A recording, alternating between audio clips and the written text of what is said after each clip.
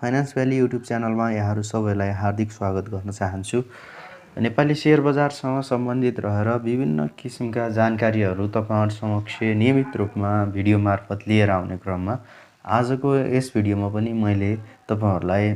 Share बजारसँग सम्बन्धित रहेर नै एउटा जानकारीमूलक भिडियो समावेश गरेर लिएर आएको छु। हिजो मात्रै एउटा लघुवित्त उपकार लघुवित्त वित्तीय संस्थाले आइपिओ निष्कासनको अनुमति पाएको थियो र आज फेरि दुईटा कम्पनीहरूले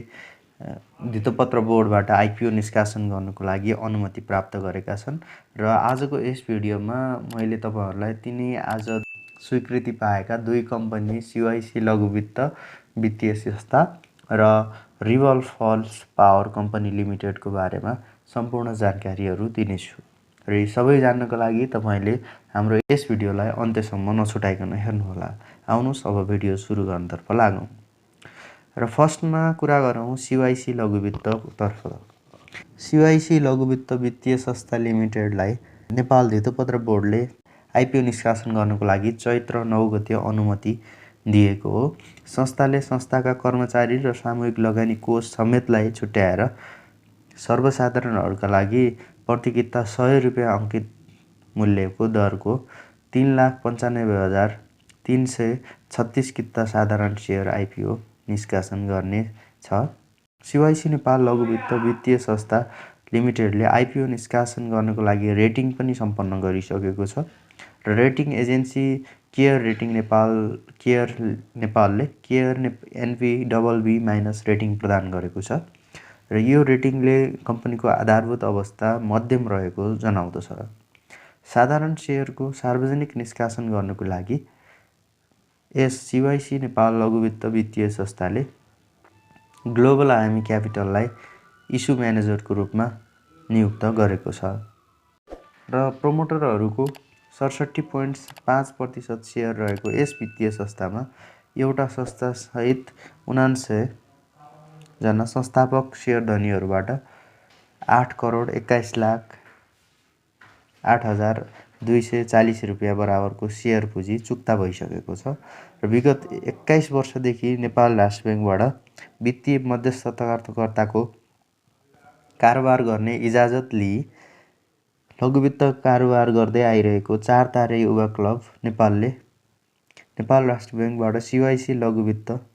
वित्तीय संस्था लिमिटेडको नाउँमा मिति 2075 साल माघ 28 गते इजाजत प्राप्त गरी मिति 2075 चैत्र 1 गतेका दिनदेखि सम्पूर्ण वित्तीय कारोबारहरू यथावत रूपमा सञ्चालन गर्दै आएको छ र अब यसको समरीतर्फ लाग्दाखेरि यस सिवाइसी लघुवित्त वित्तीय संस्थाले जम्मी 3,95,336 किता शेयर चाहिँ निष्कासन गर्नेछ र प्रत्येक शेयरको अंकित मूल्य 100 रुपैयाँको दरमा रहनेछ। र त्यस्तै आज मात्रै आइपिओ निष्कासनको अनुमति प्राप्त गर्ने अर्को कम्पनी रहेको छ river falls power company limited. र रिभर फल्स पावर लिमिटेड एक पब्लिक लिमिटेड कम्पनी हो जुन चाहिँ अक्टोबर 5,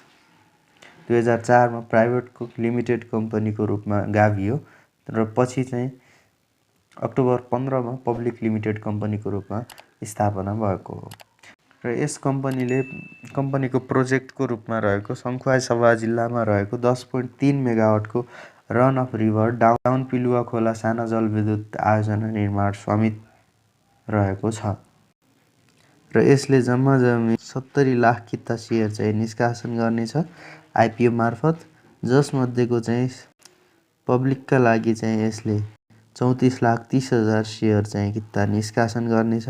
र यस कम्पनीको इस्यु म्यानेजरको रूपमा चाहिँ प्रभु क्यापिटल लिमिटेड रहेको छ। यसरी चाहिँ कम्पनीले आज